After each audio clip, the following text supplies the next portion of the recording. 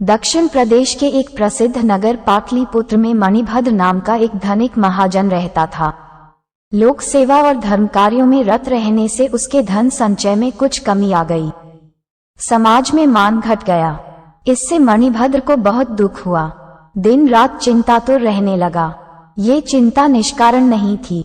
धनहीन मनुष्य के गुणों का भी समाज में आदर नहीं होता, उसके शील कुल स्वभाव की श्रेष्ठता भी दरिद्रता में दब जाती है। बुद्धि, ज्ञान और प्रतिभा के सब गुण निर्धनता के तुषार में कुम्हला जाते हैं। जैसे पतझड़ के झंझावात में मौलसरी के फूल झड़ जाते हैं, उसी तरह घर परिवार के पोषण की चिंता में उसकी बुद्धि कुंद हो जाती है। घर की घी तेल नकद चावल की निरंतर चिंता प्रखर प्रतिभा संपन्न व्यक्ति की प्रतिभा को भी खा जाती है। धनहीन घर शमशान का रूप धारण कर लेता है। प्रियदर्शना पत्नी का सौंदर्य भी रूखा और निर्जीव प्रतीत होने लगता है। जलाशय में उठते बुलबुलों की तरह उनकी मान मर्यादा समाज में नष्ट हो जाती है। निर्धनता की इन भयानक कल्पनाओं से मणिभद्र का दिल कांप उठा। उसने सोचा, इस अपमानपूर्ण जीवन से मृत्यु अच्छी है। इन्हीं विचारों में डूबा हुआ था कि उसे नींद आ गई। नींद में उसने एक स्वप्न देखा। स्वप्न में पद्मानिधि ने एक भिक्षु की वेशभूषा में उसे दर्शन दिए और कहा कि वैराग्य छोड़ दे। तेरे पूर्वजों ने मेरा भरपूर आदर किया था, इसीलिए तेरे घर आया हूँ। कल सुबह फिर इसी वेश में तेरे पास आऊंगा। उस समय तू मुझे लाठी की चोट से मार डालना, तब मैं मरकर स्वर्णमय हो जाऊंगा। वह स्वर्ण तेरी गरीबी को हमेशा के लिए मिटा देगा। सुबह उठने पर मणिभद्र इस स्वप्न की सार्थकता के संबंध में ही सोचता रहा। उसके मन में विचित्र शंकाएं उठने लगी।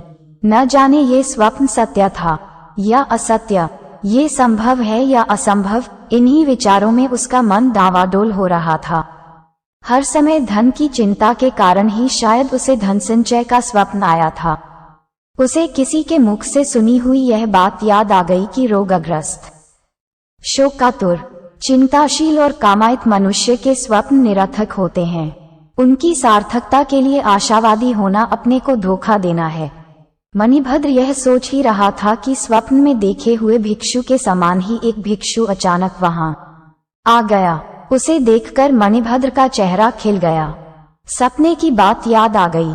उसने पास में पड़ी लाठी उठाई और भिक्षु के सिर पर मार दी। भिक्षु उसी क्षण मर गया। भूमि पर गिरने के साथ ही उसका सारा शरीर स्वर्णमय हो गया। मणिभद्र ने उसका स्वर्णमय मृतदेह छिपा लिया, किंतु उसी समय एक नाई वहां आ गया था। उसने ये सब देख लिया था।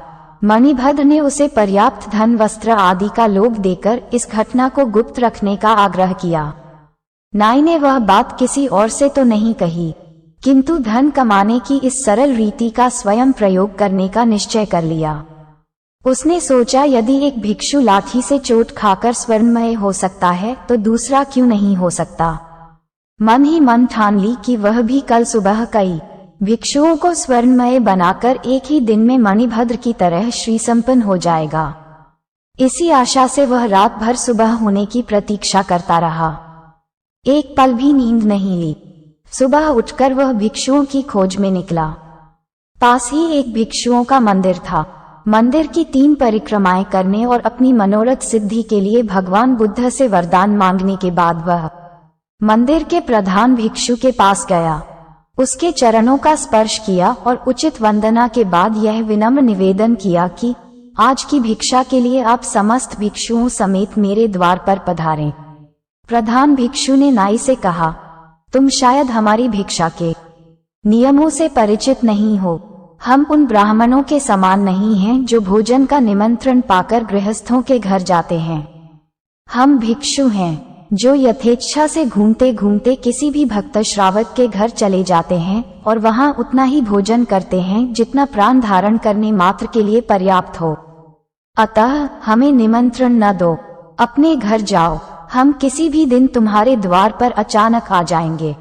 नाई को प्रधान भिक्षु की बात से कुछ निराशा हुई, किंतु उसने नई युक्ति से काम लिया। वह बोला, मैं आपके नियमों से परिचित हूँ, किंतु मैं आपको भिक्षा के लिए नहीं बुला रहा। मेरा उद्देश्य तो आपको पुस्तक लेखन की सामग्री देना है। इस महान कार्य की सिद्धि आपके आए बिना नहीं होगी। प्रधान भिक्षु नाई की बात मान गया। नाई ने जल्दी से घर की राह ली। वहां जाकर उसने लाठियां तैयार कर ली और उन्हें दरवाजे के पास रख दिया। तैयारी पूरी हो जाने पर वह फिर भिक्षुओं के पास गया और उन्हें अपने घर की ओर ले चला। भिक्षु वर्ग भी धन वस्त्र के लालच से उसके पीछे पीछे चलने लगा। भिक्षुओं के मन में भी तृष्णा का निवास रहता ही है। जगत के सब प्रलोभन छोड़ने के बाद भी तृष्णा संपूर्ण रूप से नष्ट नहीं होती। उनके देह के अंगों में जीर्णता आ जाती है, बाल रूखे हो जाते हैं, दांत टूटकर गिर जाते हैं, आंख कान बूढ़े हो जाते हैं। केवल मन की तृष्णा ही है जो अंतिम श्वास तक जवान रहती है। उनकी तृष्णा ने ही उन्हें ठग लिया। नाई ने उन्हें घर के अंदर ले जाकर लाठियों से मारना शुरू कर दिया। उनमें से कुछ तो वहीं धराशायी हो गए और कुछ का सिर फूट गया। उनका कोलाहल सुनकर लोग एकत्र हो गए। नगर के द्वारपाल भी वहां आ पहुंचे। वहां आकर उन्होंने देखा कि अनेक भिक्षुओं का मृतदेह पड़ा है और अनेक भिक्षु आहत होकर प्राण रक्षा के लिए इधर उधर दौड़ रहे हैं। नई से जब इस रक्तपात का कारण पूछा गया तो उसने मणिभद्र के घर में आहत भिक्षु के स्वर्णमय हो जाने की बात बतलाते हुए कहा कि वह भी शीघ्र स्वर्ण संचय करना चाहता था। नाई के मुख से यह बात सुनने के बाद राज्य के अधिकारियों ने मणिभद्र को बुलाया और पूछा कि क्या तुमने किसी भिक्षु की हत्या की है? मणिभद्र ने अपने स्वप्न की कहानी आरंभ से लेकर अंत तक सुना दी। राज्य के धर्माधिकारियों ने उस नाई को मृत्युदंड की आज्ञा दी और कहा, ऐसे कुपरीक्षितकारी बिना सोचे काम करने वाले के लिए यही दंड उचित था। मनुष्य को उचित है कि वह अच्छी तरह देखे, जाने, सुने और उचित परीक्षा किए बिना कोई भी कार्य न करे, अन्यथा उसका वही परिणाम होता है जो इस कहानी के नाई का हुआ। सीख, अच्छी तरह देखे, जाने, सुने और उचित परीक्षा किए बिना कोई भी कार्य न करो। कहानी अच्छी लगी तो वीडियो को लाइक करें, अपने दोस्तों के साथ शेयर करें और इस कहानी से आपने क्या सीखा कमेंट में जरूर बताएं और ऐसे ही ज्ञान से भरी और भी कहानी सुनने के लिए चैनल को सब्सक्राइब करें। और तब तक के लिए जय श्री राम दोस्तों, मिलते हैं एक नई कहानी के साथ। धन्यवाद।